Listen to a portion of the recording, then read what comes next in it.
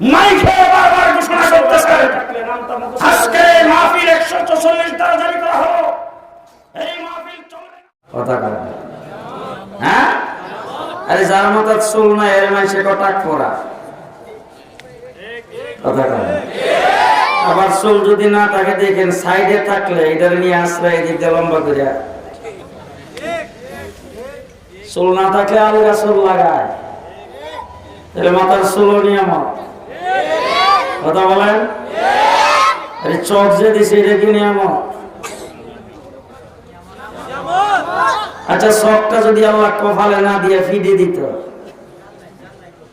কথা কয়, যে শীতের দিনে কাপড় পরতে পারতেন, রাস্তায় বেরিয়ে কাপড়টারে উড়াইয়া দেখতে নেই বলবে। আল্লাহ পাক সব দেশে নিয়ামত, সবটা সেই জায়গা ফিট করছে এটাও নিয়ামত কথা কয়। আচ্ছা নাকটা যদি আল্লাহ পাক মুখের উপরে না দিয়ে উড়াতে দিত, তাহলে খাবারটারে নাকের কাছে নিয়ে আগে ধরতেন, বলে দেখ দেখি সুগন্ধ না দুর্গন্ধ। নাক দিছে আল্লাহ পাক মুখের উপরে কথা বলেন। মুখের ভিতরে দাঁত নিয়ামত না? জিহ্বা কয়টা? কয়টা জিহ্বা? একটা জিহ্বা। মরিচ খাইলে কেমন লাগে? করল্লা খাইলে তিতা, তেঁতুল খাইলে জিহ্বাটা পাল্টায় খেয়েছেন না একটা দিয়ে? রুই মাছ এক রকমের মজা, কাতল মাছ আর এক রকমের মজা, আর মাছ এক রকম, বোয়াল মাছ আর এক রকম, কাঁঠাল এক রকম, আম এক রকম, কমলা এক রকম, মালটা আর এক রকম। ঘটনা কি? আবার শুকা খাইবেন কামরাঙ্গে এক রকমের শুকা, তেঁতুল আর এক রকমের শুকা। একটা জিহ্বা মুখের ভিতর দিয়া সাত চা খাইলে কত রকমের? হাজার হাজার রকমের স্বাদ একটা জিহ্বা মুখের ভিতরে দিয়ে আল্লাহ পাক চাকাইছে। আমার আল্লাহ বলেন 3.5 হাত বুড়ির ভিতরে কত নিয়ামত দিয়েছি, গণ্য শেষ করতে পারবো না। ঠিক না ঠিক? আমার ভাইরা, মায়ের পা, মা মাথার থেকে পায়ের পাতা পর্যন্ত অসংখ্য নিয়ামত। আল্লাহ রাব্বুল আলামিন বলেন, ও দুনিয়ার মানুষ, দুনিয়াতে যা কিছু দেখো সব তোমাদের জন্য বানাইছে। দিন বানাইছি তোমাদের জন্য, রাত্র তোমাদের জন্য, বাতাস তোমাদের জন্য, আগুন তোমাদের জন্য, পানি তোমাদের জন্য, আসমান তোমাদের জন্য, জমিন তোমাদের জন্য, চন্দ্র তোমাদের জন্য, সূর্য তোমাদের জন্য, গাছ গাছালি তোমাদের জন্য। দুনিয়ার যাবতীয় সবকিছু তোমাদের জন্য বানাইছি। তোমরা মানুষ আশরাফুল মাখলুকাত, এই জন্য তোমাদের জন্য সবকিছু বানাইছি। গোটা পৃথিবীর সবকিছু তোমাদের জন্য বানাইছি, আর তোমাদেরকে আমি আল্লাহর জন্য বানাইছি। আমাদেরকে কার জন্য বানাইছি?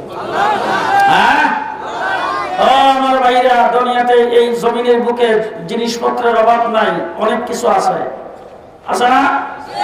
জিনও বাস করে, ফেরেশতাও বাস করে, জন্তু জানোয়ার, অভাব নাই।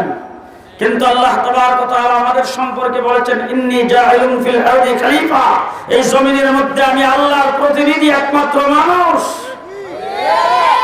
মানুষকে আল্লাহ পাকের প্রতিনিধি বানাইছে, খুশি না বেজার? আল্লাহর প্রতিনিধি বানাইছে, অসংখ্য অগণিত নিয়ামত সব আমাদের জন্য বানাইছে।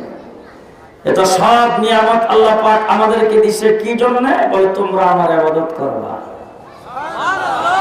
আমার নিয়ামত খাইবা, আমার ইবাদত করবা। এই জন্য সবকিছু তোমাদের জন্য বানাইছি, তোমাদেরকে আমি আল্লাহর জন্য বানাইছি। আমা খালাকতুল জিন্না ওয়াল ইনসা ইল্লা লিয়াবুদুন। জিন এবং ইনসান ভালো করে শোনো, দুনিয়ার যাবতীয় সবকিছু তোমাদেরকে বানাইছি, তোমাদেরকে ইল্লা লিয়াবুদুন, একমাত্র ইবাদতের জন্য বানাইছি। মানুষ আল্লাহ পাকের ইবাদতের জন্য আল্লাহ পাক বানাইছেন। ও আমার ভাইরা, এত নিয়ামত আল্লাহ পাক দান করলেন, এই সমস্ত নিয়ামত যদি এক পাল্লায় উঠান, আর একটা নিয়ামত যদি এক পাল্লায় উঠান, সমস্ত নিয়ামত ফেল, একটা নিয়ামতের ওজন ভারী হবে, সেটা হলো ঈমানের নিয়ামত। আল্লাহ পাক আমাদেরকে ঈমানদার বানাইছে। আপনাদের এলাকায় হিন্দু আছে? হিন্দুদের সব বুধ একটা, সব কয়টা? এরা বুধ নাক নাই? নাকও আছে। হ্যাঁ, মুখের ভিতরে দাঁত বোধ হয় 10টা। দাঁত কয়টা? হ্যাঁ, অর্থাৎ আমরা যেরকম মানুষ, এরা এরকম মানুষ। কিন্তু আল্লাহ পাক আপনাকে মুসলমানের ঘরে জন্ম দিয়েছে, আর হিন্দুর ঘরে জন্ম দিয়েছে। আল্লাহ ইচ্ছা করলে কি আমাদেরকে হিন্দুর ঘরে জন্ম দিতে পারত? কথা বলেন না কেন? নাকি আল্লাহর দরবারে আপনি কোন দরখাস্ত করছিলেন, আল্লাহ তুমি আমাদের হিন্দুর ঘরে জন্ম দিও না? কইছিলেন? আপনার বাপ দাদা কইছিল কোনদিন? তাইলে বিনা দরখাস্তে আল্লাহ পাক আমাদেরকে হিন্দুর ঘরে জন্ম দেয় নাই, মুসলমানের ঘরে জন্ম দিয়েছে। খুশি না বেজার? শুকরিয়া আদায় করা লাগবে কি লাগবে না বলেন? আল্লাহ পাক আমাদেরকে মুসলমানের ঘরে জন্ম দিয়েছেন, খুশি না বেজার? আরে বাবা, মুসলমান আল্লাহ পাক বানাইছে, ভালো করে চিন্তা ভাবনা করে বুঝবেন। মুসলমান তো আল্লাহ বানাইছে ঠিকই, কিন্তু আল্লাহ পাক ইচ্ছা করলে আজকের থেকে 1500 2500 বছর আগে আর জন্ম দিয়ে আমাদেরকে ঈসা আলাইহিস সালামের উম্মত বানাইতে পারত, ইব্রাহিম আলাইহিস সালামের উম্মত বানাইতে পারত, মুসা আলাইহিস সালামের জমানায় আল্লাহ পাক পাঠাইতে পারত। কিন্তু আল্লাহ তাবারক ওয়া তাআলা আমাদেরকে অন্য 1,24,000 পয়গম্বর আদম থেকে ঈসা পর্যন্ত কোন নবীর উম্মত বানাই নাই। বিশ্ব নবী, আখিরি নবী, আল্লাহ পাকের মাহবুব, দুজাহানের বাদশা মুহাম্মদুর রাসূলুল্লাহর উম্মত বানাইছেন। দরখাস্ত করছিলেন কেউ? বঙ্গবন্ধু করছিলেন বোধহয়, জিয়াউর রহমান, এরশাদ শাহ, কেউ দরখাস্ত করে নেই। বিনা দরখাস্তে, বিনা দরখাস্তে আমাদেরকে বানাইছে, কিন্তু সবাই একসাথে রূহের জগতে। ওই জায়গায় বানায় আল্লাহ পাক আমাদের প্রশ্ন করছিলেন, আলাস্তু বিরাব্বিকুম, আমি কি তোমাদের প্রভু নই? সেখানে কিন্তু আমরাও ছিলাম, ইব্রাহিম আলাইহিস সালামের উম্মতরাও ছিল, নূহ আলাইহিস সালামের উম্মতরাও ছিল, কিয়ামত পর্যন্ত যারা আসবে তারাও ছিল। ঠিক কি না? কারণ সবাই ওই জায়গার মধ্যে আমরা ছিলাম, সেই জায়গার মধ্যে আমাদেরকে একসাথে এক জায়গায় বানাইছে। কিন্তু বানায় আল্লাহ পাক আল্লাহর কুদরতি হাতে আমাদেরকে আখিরি নবীর উম্মত বানাইবার জন্য বাছাই করেছেন। বাছাইটা কে করছে? তাইলে আল্লাহ পাক কত বড় দয়াটা আমাদের উপর করলেন, কত বড় দয়া আল্লাহ পাক আমাদের উপর করলেন, যে আখিরি জামানার নবীর উম্মত আমাদেরকে বানাইছেন, শ্রেষ্ঠ নবীর উম্মত আমাদেরকে বানাইছেন, শ্রেষ্ঠ নবীর উম্মত আমাদেরকে বানাইছেন। নবী দামি, আমরাও দামি। নবী দামি, আমরাও দামি। নবী শ্রেষ্ঠ, আমরাও শ্রেষ্ঠ।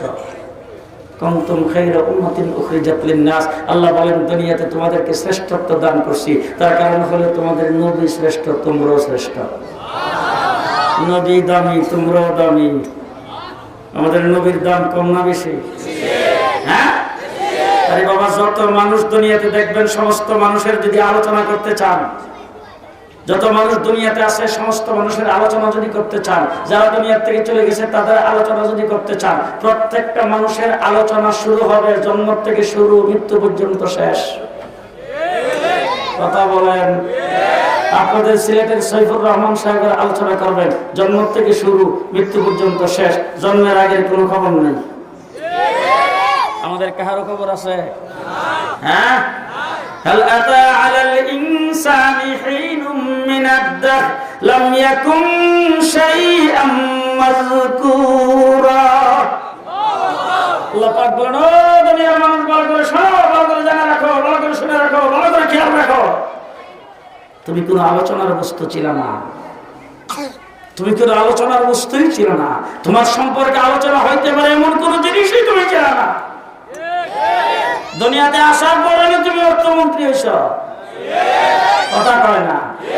দুনিয়াতে আইবার আগে তোমার বাপ দাদা সদ্য গোষ্ঠী, তোমার মা তোমাকে পেটে রাখছে, তখনও জানে না তুমি কি হইবা। ঠিক না ঠিক? তাইলে আমাদের প্রত্যেকের আলোচনা যদি করতে চান, জন্ম থেকে শুরু, মৃত্যু পর্যন্ত শেষ। দরগার ইমাম সাহেব রাহমাতুল্লাহ আলাইহি আলোচনা করবেন, জন্ম থেকে শুরু, মৃত্যু পর্যন্ত শেষ। সেইকে গাজীনগরী সাহেবের আলোচনা করবেন, জন্ম থেকে শুরু, মৃত্যু পর্যন্ত শেষ। সেইকে কাতিয়ার আলোচনা করবেন, জন্ম থেকে শুরু, মৃত্যু পর্যন্ত শেষ। নেতা নেত্রীদের আলোচনা করবেন, জন্ম থেকে শুরু, মৃত্যু পর্যন্ত শেষ। শেখ হাসিনার আলোচনা করবেন, জন্ম থেকে শুরু, মৃত্যু পর্যন্ত শেষ। বঙ্গবন্ধুর আলোচনা করবেন, জন্ম থেকে শুরু, মৃত্যু পর্যন্ত শেষ। জিয়াউর রহমানের আলোচনা করবেন, জন্ম থেকে শুরু, মৃত্যু পর্যন্ত শেষ। একমাত্র এই সৃষ্টি জগতে আল্লাহ পাকের হাবিবকে সৃষ্টি করেছেন, যার আলোচনা পৃথিবী সৃষ্টি হওয়ার হাজার হাজার বছর আগের থেকে শুরু, জান্নাতে যাওয়ার পরে শেষ। ঠিক কিনা? নাকি রবিউল আউয়াল থেকে শুরু? জি, রবিউল আউয়ালের অনেক আগের থেকে শুরু। কথা কয় ঠিক কিনা কারণ অনেক আগের থেকে শুরু।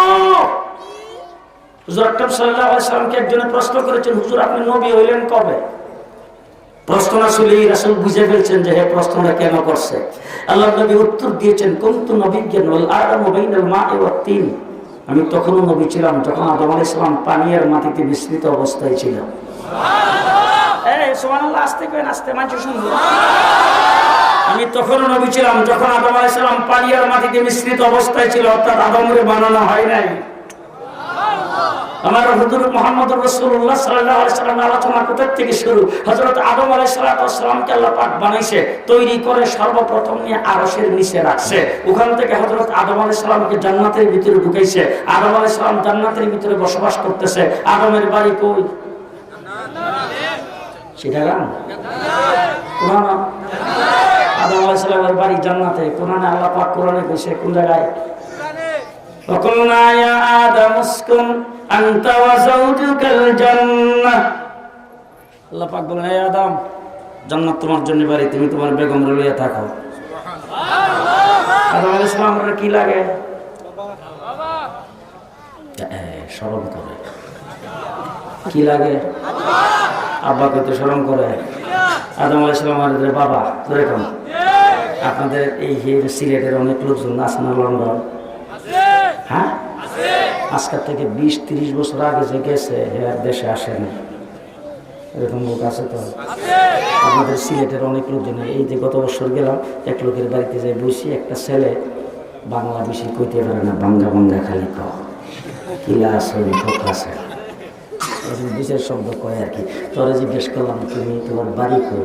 বলে শুনলাম তো সিলেটে বিশ্বনাথ। আচ্ছা তুমি গেছো নি দেশে? আমার আম্মা কইছে খুলে লয়ে একবার গেছলা। কুলে লয়ে গেছিল হের মা ফর্দার থেকে তো হুজুর 28 বছর হয়েছে বয়সে, 28 বছর বয়সে হেজ হওয়ার পরে আমি কুলে লয়ে একবার গেছিলাম, দেশে আর গেছি না। এরপরে যখন হেরেজি গেলাম বলে কেউ তোমার বাড়ি কেউ কেউ সিলেট বিশ্বনাথ। এখন এরকম মানুষ সিলেটের বহুত আছে যারা লন্ডনে বাড়ি ঘর করছে। ওখানকার আপনাদের এখানকার রোশনারা এমপি হয়ে গেছে, এমপি। তাইলে বোঝা গেল ওই দেশের লাল পাসপোর্ট, ওই দেশের নাগরিক, ওই দেশের সবকিছু রাজনীতির সাথে জড়িত হইয়া নির্বাচিত এমপি হয়ে গেছে। আপনাদের লন্ডনের যে মেয়র, এটাও কিন্তু সিলেটের। আপনারা কিন্তু বহুত সাংঘাতিক ব্যাপার।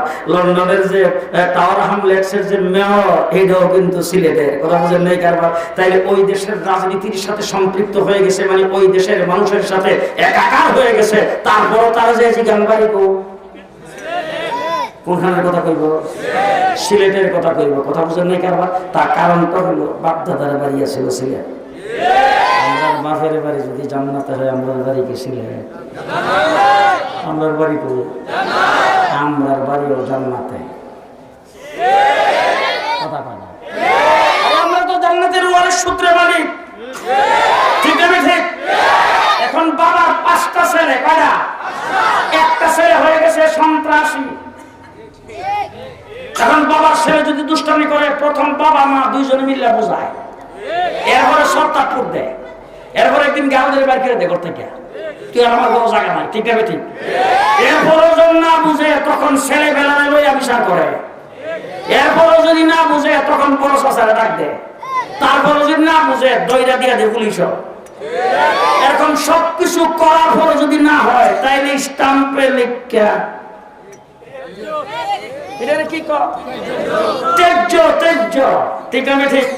এখন 5 ছেলের 1 ছেলে যখন সন্ত্রাসী হয়ে গেছে, হেরে দিছে তীর্য কইরা। এবার আপনারা বলেন তো, বাবার সম্পত্তির মালিক হে ওই বনি হবে? হবে? এখন বাকি যে 4 ভাই আছে, বাবা যখন মারা গেছে, হে হঠাৎ করে বাড়িতে উঠছে, উঠটা পুষ্কুনির 5 ভাগের 1 ভাগ আমার, জিন্দা বাজারের দোকানটা 5 ভাগের 1 ভাগ আমার, বাড়িটা 5 ভাগের 1 ভাগ আমার। বাড়িতে যখন কইছে তো ভাই আব্বা তোর যুবতী করে গেছে, গেলে হেও বাস হাত কাঁচা দিয়া টেলিফোন করে কয়ে তোরা কই আছো তাই দি। এরকম যখন হে কইছে, কোয়ার পরে বাড়িতে যায় ডাইকে আনছে শুধু চাষা নেই। ছোট চাষা পর্যন্ত বাপের শুধু ভাই। তো বাপের ছোট ভাই এর সামনে খাবিয়া চোখের পানি মুছে বড় বছর যে মরছে তোর শুধুই মরছে, নাহলে 10 বছর বাঁচত, তুই গেলে না চেয়ারম্যানকে ডাক দিব। কথা বলেন ঠিক না ঠিক? মুসলমান বাবা ঐতিহ্যবদ্ধ করে দেওয়া সন্তান যেমন সম্পত্তির মালিক হয় না, নবী যাতে ঐতিহ্যবদ্ধ করে সেও জান্নাতের মালিক হয় না। আল্লাহর নবী মদিনার রওজাত থেকে বলছে এটা আমার উম্মত না, জান্নাতে যাইবেন না জাহান্নাম? সবাই কয় না। আল্লাহর নবী বলছেন আমার চাচা কিন্তু আমার উম্মত না। ঘুমাইছে। আবুল আহাব রাসূলের কি হয়? আবু তালেব কি হয়? হুজুর বলছেন চাচা কিন্তু উম্মত না। কই যাইব? আল্লাহর নবী হাফসের গোলাম বেলালকে বলছে আমার উম্মত। কই যাইব? ওটা দিয়ে আসতে কর। বেলাল দেখতে সুন্দর না কালো? মদিনাতে বেলালের বাড়িটা 7 তালা। কয় তালা? বাড়ি নাই, ঘর নাই, কিছু নাই। সমাজের মেম্বারও না, চেয়ারম্যানও না, সর্দারও না, মাতবরও না। ঠিক করে ঠিক? মুসলিমিন আমিরুল মুমিনিন হয়েছে। ওমর ডাক দিয়ে বলেন বেলাল হুয়া সাইয়্যিদুনা। বেলাল হইল আমাদের সরদার। সুবহানাল্লাহ। কথা কয় না? হযরত বেলালকে আল্লাহর নবী মুহাম্মদুর রাসূলুল্লাহ সাল্লাল্লাহু আলাইহি ওয়াসাল্লাম বলেছেন আমি যখন মেরাজে গেছি, জান্নাতে যখন হাঁটতেছি, এমন সময় দেখি বেলাল আমার আগে আগে হাঁটতেছে। ব্লাড কানেকশন নাই, রক্ত সম্পর্ক নাই, রাসূল বলছে উম্মত। হ্যাঁ, আই হায় মুসলমান জান্নাতের আমরা ওয়ারিস সূত্রে মালিক। বাবার বাড়ি জান্নাতে, আমাদের বাড়িও জান্নাতে। যদি নবীর সাথে সম্পর্ক থাকে তাইলে আমরা সন্তান হিসাবে জান্নাতে যাব। নবী যদি বলে আমার উম্মত না তাইলে তির্য। ঠিক না বেঠিক? হযরত আদম আলাইহিস সালামকে আল্লাহ বানায়া জান্নাতের মধ্যে দিয়েছে বসবাস করার জন্য। তার আদম আলাইহিস সালাম জান্নাতে বসবাস করতেছে, হঠাৎ করে একদিন আল্লাহকে জিজ্ঞেস করে ও আল্লাহ একটা জিনিস খালি বারবার চোখে পড়ে দেখি কিন্তু ভিতরে আলি কুতকুত করে একটা জিনিস জানা খুব শখ। আল্লাহ বলেন কি জানতে চাও? বল তুমি তো আল্লাহ একমাত্র আমারই বানাইছো, আর আমি তো একমাত্র একা। আমার কোনো ভাই বেরাদরও নাই, কোনো বোনও নাই, আমার কোনো চাচাও নাই, চাচিও নাই, মাও নাই, বাপও নাই, কিচ্ছু নাই। ওয়ান্নিপুর আমি একা। এখন আমি জান্নাতের ভিতরে বসবাস করতেছি, আমি ছাড়া আর কেউ নাই, কিন্তু দেখতেছি সব জায়গায় তোমার নামের সাথে আমার নাম ছাড়া আরেকটা লেখা। যারা ভিআইপি খারদিছে এরা সুবহানাল্লাহ কেন করে? আমি সব জায়গায় দেখতেছি আমার নাম নাই কোথাও, সব জায়গায় আরেকজনের নাম লেখা। হযরত আদম আলাইহিস সালামকে আল্লাহ জিজ্ঞেস করে কি নামটা তুমি দেখলা? বলে কেন? যেই জায়গায় চাই সেই জায়গায় দেখি লা ইলাহা ইল্লাল্লাহ, সাথে লেখা আছে মুহাম্মাদুর রাসূলুল্লাহ। যত জায়গায় চাই তত জায়গায় দেখি লা ইলাহা ইল্লাল্লাহ মুহাম্মাদুর রাসূলুল্লাহ। আল্লাহ পাক জিজ্ঞেস করে তুমি কোনখানে কোনখানে দেখছো? বলে কেন? সর্বপ্রথম যখন আমাকে আরশের নিচে রাখা হয়েছিল তখন আরশের দিকে তাকায় দেখি আরশের মধ্যে বড় অক্ষরে লেখা আছে লা ইলাহা ইল্লাল্লাহ, সাথে লেখা আছে মুহাম্মাদুর রাসূলুল্লাহ। এরপর আরশের নিচ থেকে যখন ফেরেশতারা আমাকে আনতে গেছে, এখন যদি কোনো লোকজন কোথাও আসে বা কাউকে যদি কোনোখানে নিতে যায়, এর সঙ্গে যদি কোনো মিছিল থাকে, রিসিপশন করার জন্য যদি কেউ আসে, তার হাতে যদি কোনো প্লাকার্ড থাকে অথবা কপালের মধ্যে যদি কোনো ফিতা বাঁধা থাকে, সেই ফিতার মধ্যে যাকে রিসিভ করতে গেছে তার নাম লেখা থাকে, আমার নামের বংশ দেখলাম না, ওই জায়গার মধ্যে দেখি লেখা আছে লা ইলাহা ইল্লাল্লাহ, সাথে লেখা আছে মুহাম্মাদুর রাসূলুল্লাহ। এরপর যখন আমি জান্নাতের ভিতরে ঢুকবো, এখন জান্নাতে একমাত্র আমাকেই ঢুকাইতেছ। জান্নাতের গেটটা যদি সাজানো হয়, সেখানে যদি কোনো গেট লাগানো হয়, ওই জায়গার মধ্যে তো যিনি আসেন তার নাম লেখা থাকে, কিন্তু সেখানেও তাকে দেখলাম আমার নাম লেখা নাই, লেখা আছে লা ইলাহা ইল্লাল্লাহ মুহাম্মাদুর রাসূলুল্লাহ। জান্নাতের ভিতরে ঢুকলাম, দুইটা দেখি প্রত্যেকটা গাছের পাতায় পাতায় লেখা লা ইলাহা ইল্লাল্লাহ মুহাম্মাদুর রাসূলুল্লাহ। এরপর দেখি জান্নাতের ভিতরে যত আসবাবপত্র, সমস্ত আসবাবপত্রের গায়ে লেখা লা ইলাহা ইল্লাল্লাহ মুহাম্মাদুর রাসূলুল্লাহ। এরপর আমার রং বেরঙের যত খাবার প্রতি ওয়াক্তে দেওয়া হয়, প্রত্যেকটা খাবারের লেবেলের উপরে লেখা লা ইলাহা ইল্লাল্লাহ মুহাম্মাদুর রাসূলুল্লাহ। আলোচনা করতে গিয়ে শুরু রবিউল আউয়াল থেকে, হ্যাঁ কোথা থেকে শুরু? আল্লাহ রাব্বুল আলামিন ডাক দিয়ে জিজ্ঞেস করে, আদম চিনো নাই? বলে চিহ্ন করতে গিয়ে কিতাব পড়ছি আমি। আল্লাহ পাক বলে দিবার আমার কাছ থেকে শুনে নাও, লাউলা কালামা খালাকতুকা ইয়া আদম, তারে যদি না বানাইতাম তোমারও বানাইতাম না, তারে না বানাইলে তোমারও বানাইতাম না। সেই জন্য মুহাম্মদুর রাসূলুল্লাহ সাল্লাল্লাহু আলাইহি ওয়াসাল্লামের আলোচনা কোথা থেকে শুরু? আমি যখন আমার মায়ের পেটে ছিলাম তখন আমি যে জুনায়েদ আল হাবিব হব, এখন যে আমাদের সিলেটে ওয়াজ করতে আসবো, আমার মা কইতেছে, আমার দাদি পারছে, আমার বাবা পারছে, 14 গোষ্ঠী কেউ পারে না। কথা কয় বড়টা জুবাইর আহমদ আনসারী রাহমাতুল্লাহি আলাইহি, বাংলাদেশের বড় মুফাসসির কোরআন, মাঝে ফেডো রাখছে, কইতাছে জি আপনাদের দরকার ইমাম সাহেব যে মা ফেডো রাখছে, উনি যে আল্লাহর ওলি বইটা কইতাছে। গাজীনগরের শেখ সাহেব এত বড় শেখ হইব, ওনার মা কইতে পারছে? কিন্তু আমার রাসূল সাল্লাল্লাহু আলাইহি ওয়াসাল্লাম যখন মায়ের পেটে, হঠাৎ করে একদিন আব্দুল মুত্তালিব, হুজুর আকরাম সাল্লাল্লাহু আলাইহি ওয়াসাল্লামের দাদা আব্দুল মুত্তালিব, চিনেন তো? নাম শুনছেন তো? বাইতুল্লাহর মুতাওয়াল্লি, কুরাইশের সর্দার, বুঝেন না কারবা? উনি একদিন বৌমারে ডাক দিছে, বৌমাকে ডাক, মা আমেনা আমার নবীর মা, সুবহানাল্লাহ কও। বৌমার একদিন ডাক দিছে, রাসূল সাল্লাল্লাহু আলাইহি ওয়াসাল্লাম কই? মায়ের পেটে। একদিন ডাক দিয়া বৌমার সামনে নিয়ে বসাইছে, বসায় বলতেছে, বৌমা তোমার সম্পর্কে একটা আলোচনা শুনতেছি মানুষের মুখে, বিশেষ করে মায়ের লোকেরা বেশি আলোচনা করে। বলে আব্বা আলোচনাটা কি শুনতেছেন? বলে একটা আলোচনা শুনতেছি, আলোচনাটা হইল যে আমি তো পৃথিবীর বিভিন্ন দেশে যাই, শামে যাই, ইরাকে যাই, সিরিয়াতে যাই, মিশরে যাই, পৃথিবীর বিভিন্ন দেশে গেলে আমি যেহেতু কুরাইশের সর্দার, বাইতুল্লাহর মুতাওয়াল্লি, আমি যদি কোনো দোকান থেকে আতর কিনি, সুগন্ধি কিনি, তাইলে কিন্তু পৃথিবী বিখ্যাত সবচাইতে দামিটাই কিনি, কম দামিটা কিনি না। আর আমি যেহেতু বাইতুল্লাহর মুতাওয়াল্লি, কুরাইশের সর্দার, এই জন্য অসংখ্য লোকজন আমার সঙ্গে দেখা সাক্ষাৎ করতে আইসা আমার যে হাদিয়া দেয়, পৃথিবী বিখ্যাত ভালো সুগন্ধি যেটা, সেটা হাদিয়া দেয়। এখন আমি কিনা যদি ব্যবহার করি তাইলেও সবচাইতে দামিটা ব্যবহার করি, আর মানুষ আমার হাদিয়া দিলেও দামিটা দেয়, আমি দামিটাই ব্যবহার করি। এখন লোকজন যে আতর ব্যবহার করে, সুগন্ধি ব্যবহার করে, আমার কাছে এসে বলছে, তুমি যেই সুগন্ধি ব্যবহার করতেছ, এই সুগন্ধি নাকি জীবনে কোনো মানুষ কোনোদিন নাকে কোনোদিন সঙ্গে নাই। তারপরে এটার বাস্তবতা আমি দেখতেছি, তুমি যখন আমার সামনে আইছো তখন তোমার শরীর থেকে যেই সুঘ্রাণ আসতেছে, এই ঘ্রাণ আমি আমার জীবনে কোনোদিন এই আতর কোনো মার্কেটে দেখিনি।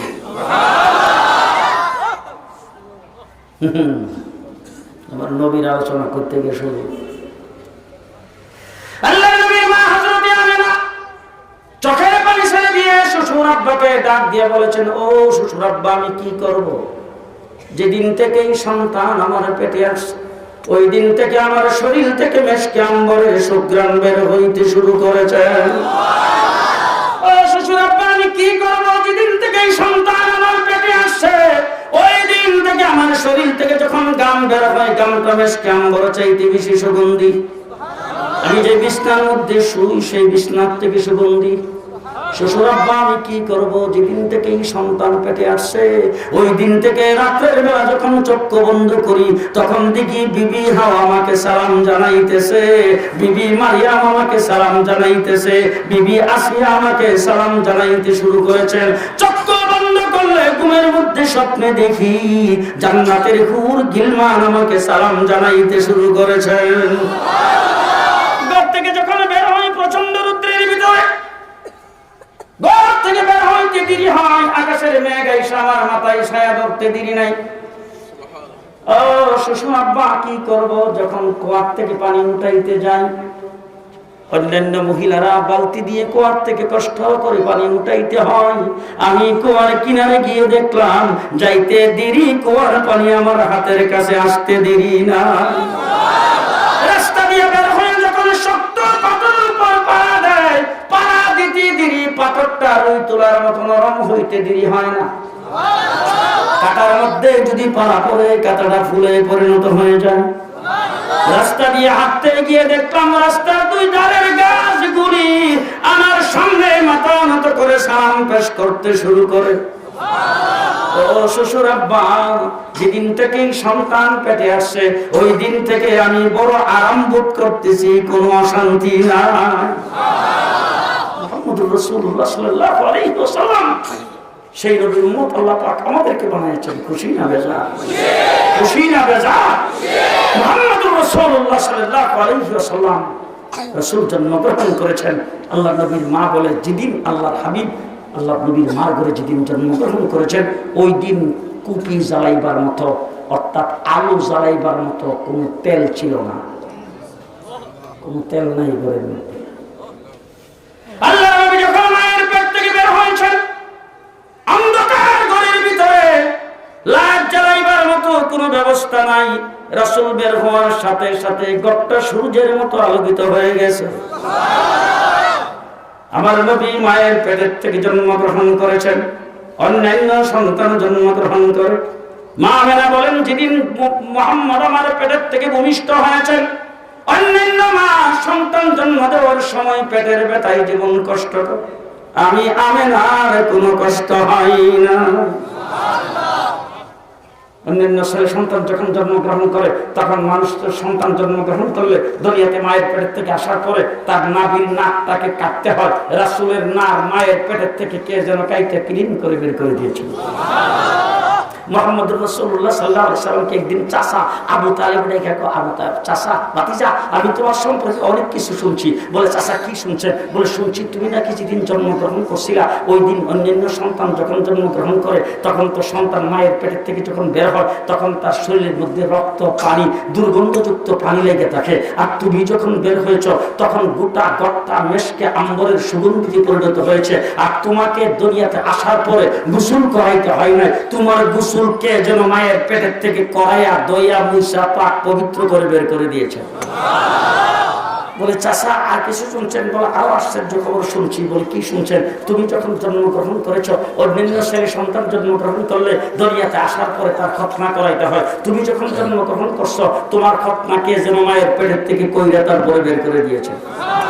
বলে চাচা আর কিছু শুনছেন? বলে আরো আশ্চর্য খবর শুনছি। বলে কি শুনছেন? বলে মুহাম্মদুর রাসূলুল্লাহ সাল্লাল্লাহু আলাইহি ওয়াসাল্লাম, ও বাতিজা তুমি ভালো করে শোনো, তুমি যেদিন জন্মগ্রহণ করেছো তোমার মা বলছে অন্যান্য সন্তান যখন মায়ের পেটের থেকে বের হয় তখন সে ওয়া ওয়া করে চিৎকার করতে থাকে, আর তুমি নাকি মায়ের পেটের থেকে বের হয়েই অটোমেটিকলি তুমি আত্তাহিয়াতুস শুরুতে বসে গেছো, বৈশা তারপর তুমি সেজদায় চলে গেছো, সেজদার থেকে মাথা উঠাইয়া তারপর তোমার আঙ্গুলটা উপরের দিকে উঠাইছো, তোমার আঙ্গুলের মাথার থেকে একটা নূর বের হয়ে গোটা জগৎ আলোকিত হয়ে গেছে।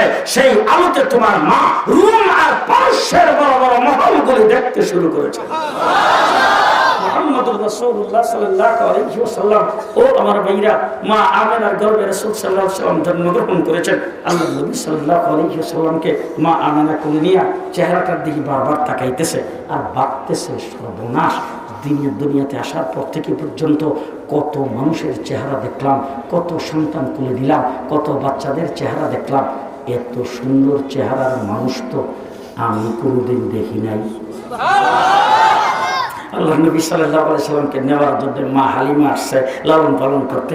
মা হালিমা বাচ্চা কোলে নিয়ে কও, আমার জীবনে কত বাচ্চা লালন পালন করছি, আমার আশেপাশের গোষ্ঠী জ্ঞাতির মানুষেরা কত বাচ্চা লালন পালন করে, আর মক্কা থেকে প্রতি বছর আইসা আমরা বাচ্চা লালন পালন করার জন্য নেই। এরকম হাজার হাজার বাচ্চার চেহারা আর হাজার হাজার মানুষের চেহারা দেখার পরে আমার কাছে মনে হইতেছে এত সুন্দর চেহারার মানুষ আমি কোনোদিন দেখি নাই।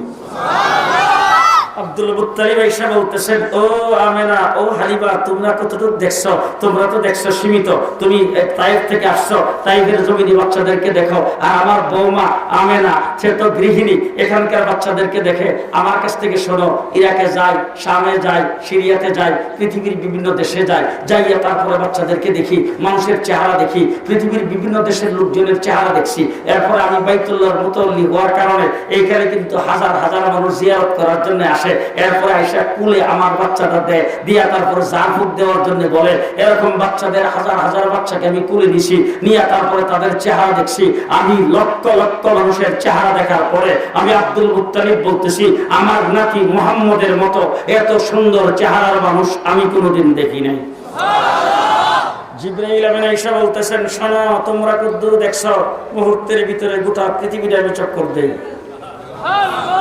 মুহূর্তের ভিতরে গোটা পৃথিবীতে চক্কর দিই। হযরতে আদম থেকে শুরু করে এ পর্যন্ত যত মানুষ পৃথিবীতে আগমন করেছেন সমস্ত মানুষের চেহারা আমি দেখেছি। শুধু তাই না, হযরতে আদম থেকে ঈসা আলাইহিস সালাম পর্যন্ত সমস্ত নবীদের চেহারা দেখেছি, তাদের কাছে উহি নিয়ে গেছি। আদম আর হাওয়া আলাইহিস সালামকে আমি জান্নাতের ভিতরে দেখছি, নূহ আলাইহিস সালামকে কিস্তিতে দেখছি, ইব্রাহিমকে নমরুদের আগুনে দেখছি, মূসা আলাইহিস সালামকে কুহে তুরে আল্লাহর সঙ্গে কথা বলতে দেখেছি, হযরতে ঈসা আলাইহিস সালামকে মায়ের কোলে কথা বলতে দেখেছি, ইউসুফ আলাইহিস সালামকে কুয়ার ভিতরে আমি হাত দিয়ে ধরে রেখেছিলাম, ইউনূস আলাইহিস সালামকে মাছের পেটে দেখেছি, 1,24,000 পয়গম্বরকে দেখে, জান্নাতের হুর গিলমানদেরকে দেখে, तमाम পৃথিবীর সমস্ত কিছু দেখার পরে আমি জিবরাইল বলতেছি, এত সুন্দর চেহারার মানুষ আমিও কোনোদিন দেখি নাই। সুবহানাল্লাহ। আল্লাহ রাব্বুল আলামিন ডাক দিয়ে কয়, জিবরাইল তুমি দেখবা করতে ঘুমাইছ না? হ্যাঁ, কোথায় থেকে দেখবা তুমি? আমি রব্বুল আলামিনের কাছ থেকে শোনো। तमाम পৃথিবীর সমস্ত মানুষ দেখেছো, সমস্ত নবীদেরকে দেখেছো, জান্নাতের হুর গিলমানদেরকে দেখেছো। এবার আমার কাছ থেকে শোনো, তুমি দেখার কোনো কারণ নাই, তুমি তো দেখতে পারবা না। তার কারণ হলো মুহাম্মাদের চাইতে সুন্দর আমি আল্লাহ নিজেই কোনোদিন বানাই না। আমি বানাইলে যে দেখতে, বানাইছি তো না। জি, শাহ আব্দুল আজিজ মুহাদ্দিস দেহলভী রাহমাতুল্লাহি আলাইহি, নাম তো জীবনে শুনেন না? শুনছেন? শাহ আব্দুল আজিজ নামটা মনে থাকবে তো? শাহ আব্দুল আজিজ মুহাদ্দিস দেহলভী রাহমাতুল্লাহি আলাইহি, মুসলমান হয়ে থাকলে নামটা মুখস্থ করে রাখা দরকার। আমাদের দেশটা 56,000 বর্গ মাইল। বাংলাদেশ পাকিস্তান আয়তনের দিক থেকে আমাদের চাইতে বড় না ছোট? ভারত আমাদের চাইতে বড় না ছোট? ভারত পাকিস্তান বাংলাদেশ নিয়ে পুরাটা ছিল ভারত উপমহাদেশ। সেই ভারত উপমহাদেশ যখন ছিল, আমরা যখন ভারতের অন্তর্ভুক্ত ছিলাম, তখন কি আমাদের দেশের আওয়ামী লীগ, বিএনপি জাতীয় পার্টির মতো লিডার ছিল না? ওই দেশটা যেমন বড়, লিডারও বড়। কথা কয় না? জি, লিডারও বড় ছিল কিনা? কারণ আমাদের বাংলাদেশের যারা নেতা, তারা কিন্তু 56,000 বর্গ মাইল নিয়ে বাপে, আর তখন যারা নেতা ছিল তারা তখন গোটা ভারত নিয়ে বাপত। নেতা বড় না ছোট? রাজনৈতিক দল বড় না ছোট?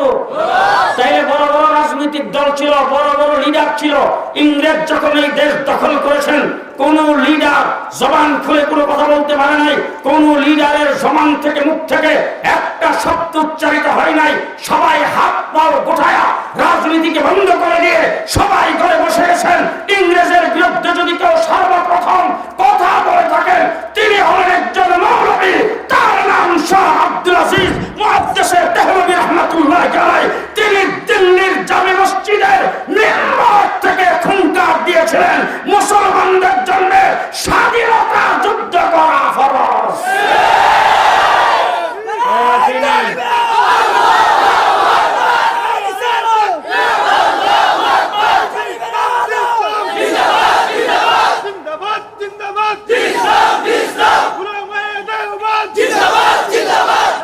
মুসলমান আর মোলামায়ে কেরামকে যারা চোখে দেখেন, ভালো করে শুনে রাখেন, এই দেশের কোন লিডার কথা বলতে সাহস পাই নাই। একজন মৌলবী ইংরেজের বিরুদ্ধে ফতোয়া দিয়েছেন যুদ্ধ করা ফরজ। সেই ফতোয়ার ভিত্তিতে 1831 খ্রিস্টাব্দে বালাকুটের ময়দানে শাহাদাত বরণ করেছেন সৈয়দ আহমদ বেরলভী শাহ ইসমাইল শরীফ। আজকে যুবক ভাইরা যারা আজকে ইসলামী সম্মেলনের ব্যবস্থা করেছেন, ইতিহাস বড় করে শুনে রাখেন, স্বাধীনতা আন্দোলনে কাদের অবদান, স্বাধীনতা আন্দোলনের ইতিহাস যদি দেখতে চান, শাহ আব্দুল আজিজের ইতিহাস প্রথম লিখতে হবে। দেশ একদিনে স্বাধীন হয় নাই, ইংরেজ থেকে এই দেশ স্বাধীন করেছি আমরা। একজন মৌলবীর ফতোয়া, শাহ আব্দুল আজিজের ফতোয়ার উপর ভিত্তি করে টিপু সুলতান মাঠে আসছে, শাহাদাত বরণ করেছেন। শাহ আব্দুল আজিজের ফতোয়ার উপর ভিত্তি করে আসছে সিরাজউদ্দৌলা, শাহাদাত বরণ করেছেন। শাহ আব্দুল আজিজের উপর ফতোয়ার উপর ভিত্তি করে 1857 খ্রিস্টাব্দে কাসেম নানতবী, রশিদ আহমদ গঙ্গোহী রহমাতুল্লাহ আলাইহির নেতৃত্বে শামীমের যুদ্ধে আজাদী আন্দোলন হয়েছে। সেই আন্দোলনে শাহাদাত বরণ করেছেন হাফেজ জামিন শহীদ। পরিষ্কার ভাষায় বলতে চাই, দেশ স্বাধীনের ইতিহাস যদি দেখতে চান, সৈয়দ আহমদুল্লাহ শাহ ইসমাইল শহীদকে বাদ দিলে স্বাধীনতার ইতিহাস পূর্ণাঙ্গ হবে না। হাফেজ জামিন শহীদকে বাদ দিলে স্বাধীনতার ইতিহাস পূর্ণ হবে না। এই সেই আন্দোলনের সেই ফতোয়ার উপর ভিত্তি করে হযরত দেওবন্দ দারুল উলুম মাদ্রাসার সর্বপ্রথম ছাত্র মাহমুদ হাসান দেওবন্দি রহমাতুল্লাহ আলাইহি 1915 সনে তিনি করেছেন রেশমি রুমাল আন্দোলন। সেই শাহ মাহমুদ হাসান দেওবন্দি রহমাতুল্লাহ আলাইহিকে বন্দী করা হয়েছে। শরীফুল ইসলাম হুসাইন আহমদ মাদানী রহমাতুল্লাহ আলাইহি তার খেদমতে বন্দী হয়েছেন, তাদেরকে মাওতার জেলখানার ভিতরে রেখেছেন। তারপর 1919 সালে তিনি জেলখানা থেকে বের হয়ে সর্বপ্রথম স্বাধীনতার জন্য যে সংগঠন করেছেন, সেই সংগঠনের নাম জমিয়তুল উলামা ইসলাম। এই সংগঠনের ভিত্তিতে হযরত শরীফুল ইসলাম হুসাইন আহমদ মাদানী রহমাতুল্লাহ আলাইহি কলকাতায় এসে 146 ধারা ভঙ্গ করে। ও সিলেটের মানুষ, সিলেট আসলে একটা স্লোগান শুনি, সিলেট আসলে একটা স্লোগান শুনি, সেই স্লোগানটা হলো সিলসিলায়ে মাদানী। সিলসিলায়ে মাদানীর মানুষ ভালো করে শুনে রাখেন, 146 ধারা জারি করেছেন ইংরেজ, মাইকে বারবার ঘোষণা করতেছেন। আজকের এই মাহফিল 146 ধারা জারি করা হলো, এই মাহফিল চলবে না। এই মাহফিলের যিনি সভাপতিত্ব করবেন, যিনি পরিচালনা করবেন, দুজনকে দেখা মাত্র গুলি। ইংরেজের ঘোষণা। ইতিহাস তালাশ করে দেখেন, হুসাইন আহমদ মাদানী লাফ দিয়ে স্টেজে উঠেছেন, ওইটা তারপরে সামনে দাঁড়ায় বলছেন, আজকের মাহফিলের সভাপতিও আমি, পরিচালক আমি। আজকের মাহফিলের সভাপতিও আমি, পরিচালক আমি। করেন বলি এই কথা বলে আস্তিনের বোতাম এইভাবে খুলে দিয়েছিলেন। যারা এখন বলেন মুজিব কোট, 100 বার বলেন আপনাদের নেতা সেটা গায়ে দিত, কিন্তু ইতিহাস ভালো করে জেনে নেন, এটা মুজিব কোট না, এটা মৌলভী কোট, এটা উলামা কোট। হযরত হুসাইন আহমদ মাদানী এইভাবে বোতাম খুলে দিয়েছিলেন, দিয়ে বলছিলেন করা গুলি, দেখা মাত্র গুলি। এইভাবে বন্দুক তাক করে এইভাবে গুলি যখন করতেছে, একটাও চলে না। আল্লাহু আকবার। 144 দ্বারা ভঙ্গ করে 10 লক্ষ মানুষের সামনে স্বাধীনতার বক্তৃতা দিয়েছেন হুসাইন আহমদ মাদানী। ওই যে দেখেন আজকে সদরিয়া পড়ছে, বোতাম লাগাই নাই, এরপর থেকে আলেমরা বোতাম লাগাই না, আমরাও লাগাই না, আমাদের বুক খোলা। যারা আজকে কথা কথাই বক্তৃতা দিয়ে বলো হাত ভেঙে দিবা, যারা আজকে বলো আমাদের ঘাড় মটকায় দিবা, যারা আজকে বলো আমাদের হাত ভেঙে দিবা, যারা আজকে কথা কথাই বলো খেলা হবে, 1450 বছর পর্যন্ত সমস্ত বাতিলের বিরুদ্ধে আমরাই খেলেছি। ইংরেজের বিরুদ্ধে আমরা খেলতে খেলতে পর্যন্ত এসেছি। বাংলাদেশে কোন মস্তিকার মুক্তকে স্থান দেয় নাই। পরিষ্কার ভাষায় বলে গেলাম, মনে রাখেন, আওয়ামী লীগ ক্ষমতায় থাকুক, বিএনপি ক্ষমতায় থাকুক, আমাদের কোনো আপত্তি নাই। 50 বছর পর্যন্ত ক্ষমতা কিন্তু এই দেশের আলেমরা চালাই নাই। ক্ষমতায় আপনারাই ছিলেন, আপনারাই থাকবেন। আজকে যারা ক্ষমতায় আছে তারা যদি না থাকতে পারে, আরেক দল আসবে। আমরা কিন্তু ক্ষমতায় যাইতে পারবো না। যারা হাদিস পড়ায়, মসজিদ ইমামতি করে, হাদিসের মসনদে যারা বসেন, তারা হাদিসের মসনদ ছাড়া বঙ্গভবন তাদের কাছে ভালো লাগবে না। আমাদের দেশের যারা শাইখুল হাদিস তারা বুখারী শরীফের হাদিসের 10 ছাড়া তাদের বঙ্গভবন ভালো লাগবে না। খুব ভালো করে মনে রাখেন, আমাদের দেশের বড় বড় এমপি হয়েছে। আপনাদের সিলেটের শাহিনুর পাশা চৌধুরী, মুফতি আক্কাস, মুফতি ফজলুল কামিনী, তাদের সাথে ঘোরাফেরা করে রেখেছি।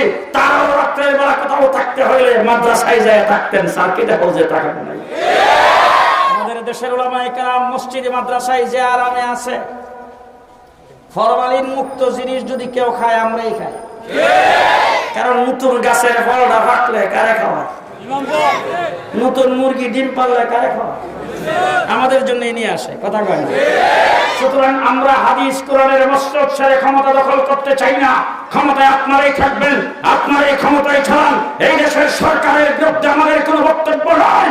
এই দেশের যারা ক্ষমতায় আছে ক্ষমতাসীনদের বিরুদ্ধে কোনো বক্তব্য নয়, তাদের বিরুদ্ধে কোনো আলটিমেটাম নয়। আজ পর্যন্ত কোনো একজন আলেম আমরা বলি নাই ক্ষমতার থেকে টেনে নামাইয়া দেব, সেই কথা আমরা বক্তৃতা দেই না। আমরা শুধু একটা কথা বলি, নাস্তিক আর মুক্তার যারা হবে, ইসলামের বিরুদ্ধে যারা কথা বলবে, দেশকে রক্ত দিয়ে আমরা স্বাধীন করেছি, সুতরাং ইসলাম বিরোধীদেরকে কোন অবস্থাতে সাথ দেওয়া হবে না।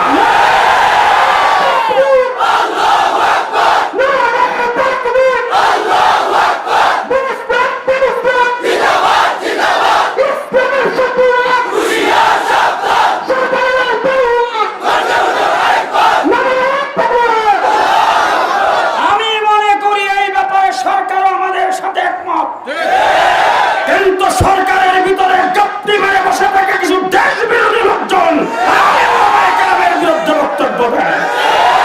তারা চায় এই দেশের আলেম এবং দিনদার মানুষদেরকে সরকারের বিরুদ্ধে দাঁড় করাতে। সরকারের সঙ্গে সংঘাত লাগাতে আমরা সংঘাতে যাইতে চাই না। কারণ লতিফ সিদ্দিকী হজ আর তাবলীগের বিরুদ্ধে কথা বলেছেন। আমেরিকার থেকে আইবার আগে ঘুমাইছেন মনে হয়। আমেরিকার থেকে মন্ত্রিত্ব লই আইতাছে তো, কি এর মন্ত্রিত্ব? দলের সদস্য পদ সুদ্ধা নাই। তাহলে দলটা কি আমার না সরকারের? তাহলে সরকারই তো তার দল থেকে সুদ্ধা বহিষ্কার করছে। সরকার তো আমাদের পক্ষে। তোমরা কামাকা বক্তৃতা দিয়ে আমরা হাত ভেঙে নেবা।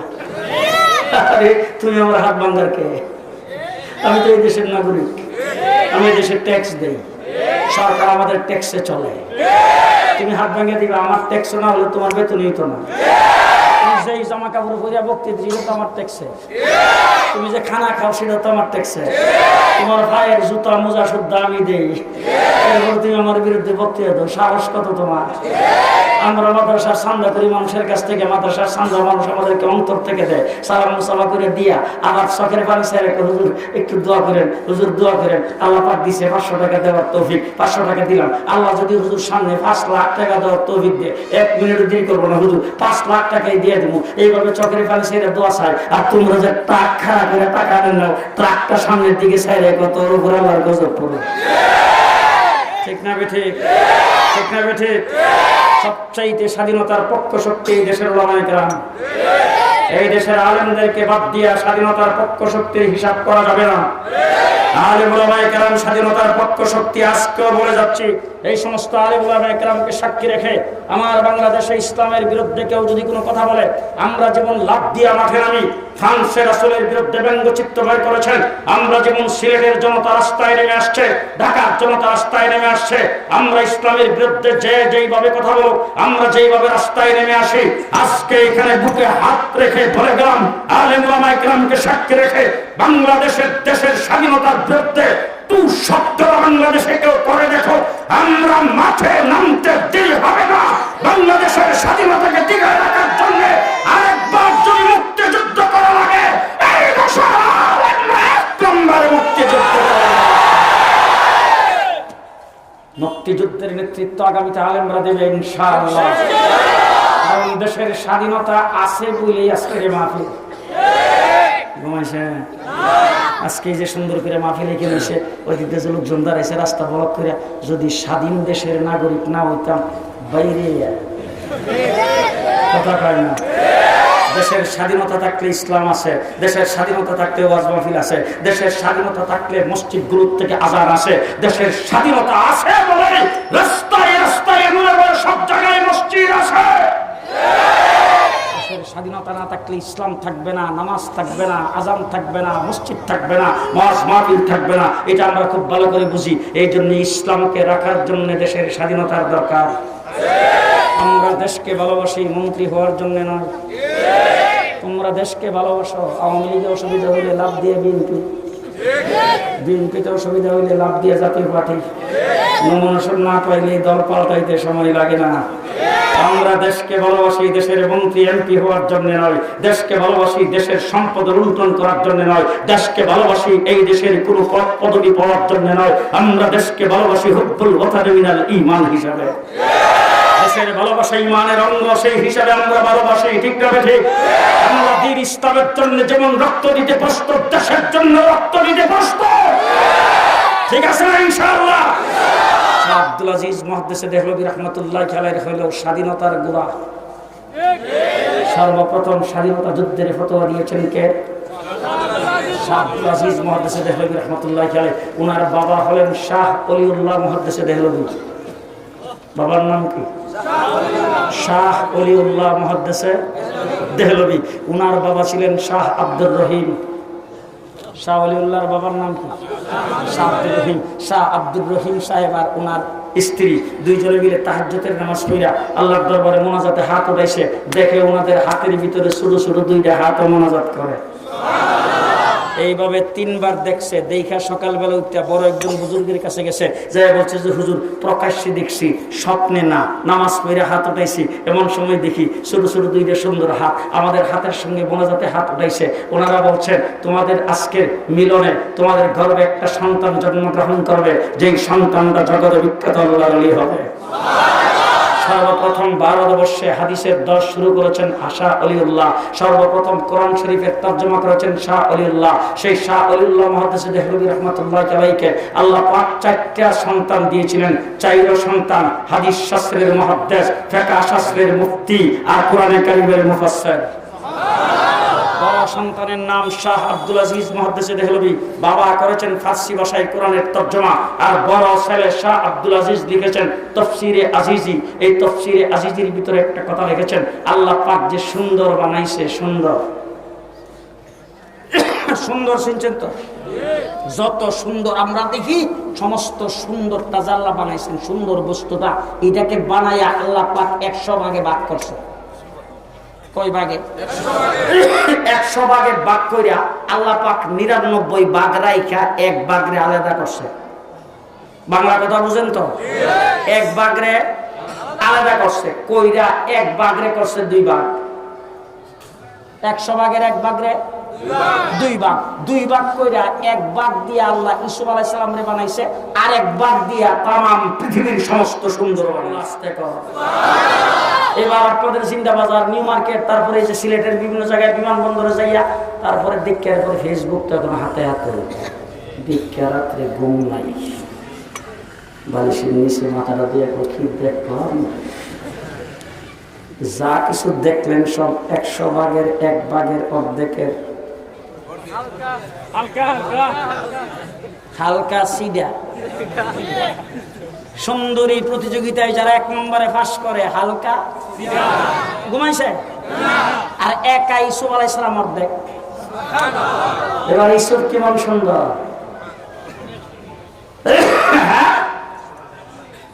ইউসুফ কেমন সুন্দর। ইউসুফ আলাইহিস সালামের জুলাইখা সবসময় দেখে, দেখা যখন পাগল হয়ে গেছে। সারা রাষ্ট্রের মহিলা দেখেন না, আমাদের দেশের কোন বড় নেতা নেত্রী যদি কোন রকম কোনো কিছু এদিক সেদিক হয়, তাহলে দেখেন যে গ্রাম মহল্লার মায়ের লোকের একজন এরকম। মিশরের মহিলারা যখন এরকম শুরু করছে, তখন জুলাইখা সবাই দাওয়াত দিছে, ইউসুফ আলাইহিস সালামের 1 নজর দেখাইব। দাওয়াত দিয়া সবার সামনে ফল আর ছুরি রাখছে। ছুরি রাইখা যখন বলছে খাওয়া স্টার্ট, আর ইউসুফ আলাইহিস সালামরে বলছে সামনে দিয়ে যাও। তারা ফল ধরছে, কাটতে খাইবার লাগে ছুরি হাতে, আর ইউসুফ আলাইহিস সালাম সামনে দিয়ে যাইতেছে। ইউসুফের দিকে যে তাকাইছে, তাকাই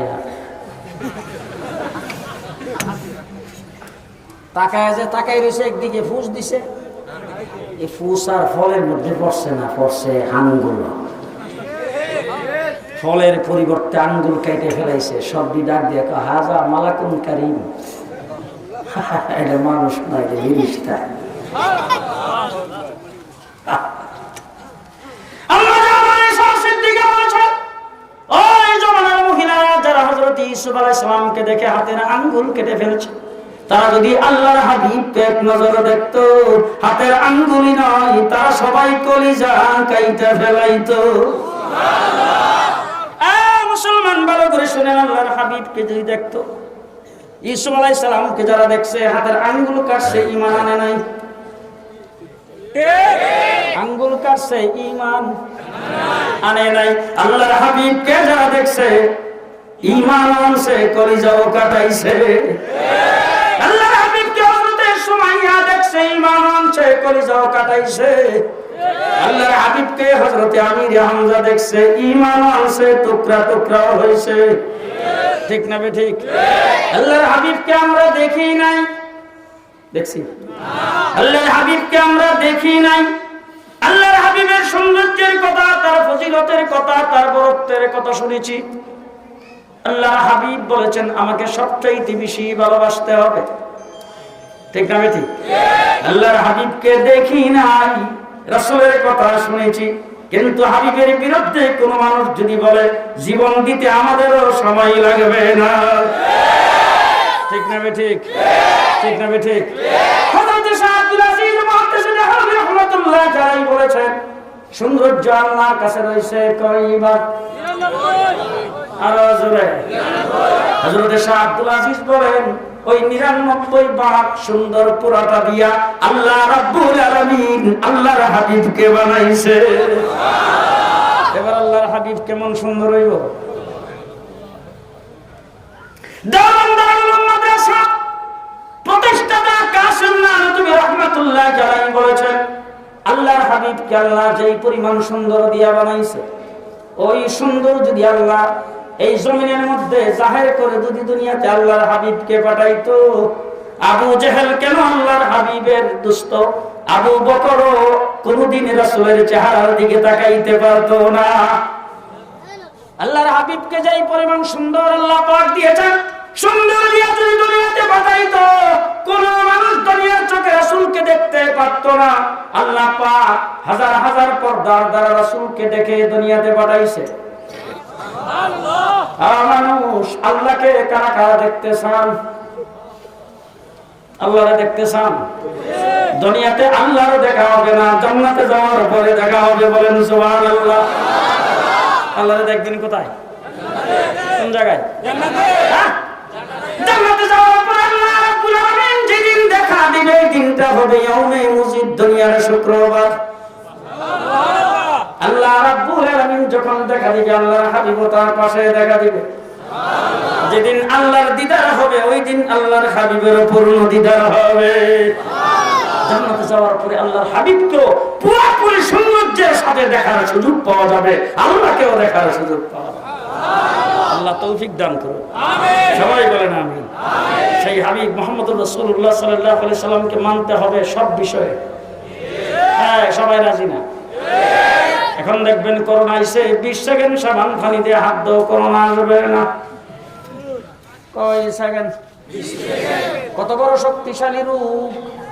20 সেকেন্ড সাবান পানি দিয়ে হাত ধুইলে আসে না। আমেরিকার টামরে পর্যন্ত জাঙ্গিয়া ভরাই লাইছে, ঘুমাইছে। কত বড় শক্তিশালী, কত বড় পাওয়ারফুল রূপ! 3 ফিট দূরে থাকলে যায় ধরতে না। কি পাওয়ার দেখছেন? 3 ফিট দূরে যাইতে পারে।